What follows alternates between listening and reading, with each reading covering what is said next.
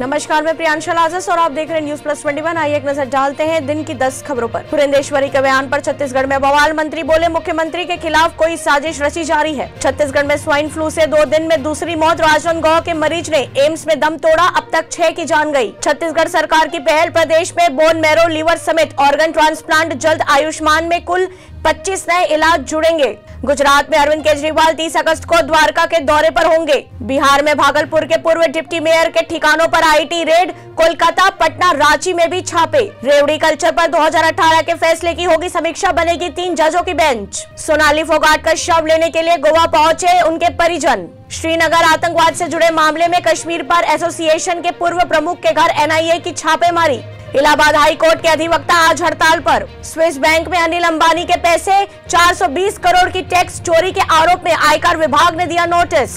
ऐसी तमाम जानकारियों से लगातार अपडेट रहने के लिए देखते रहिए न्यूज प्लस 21, आपके हक की बात।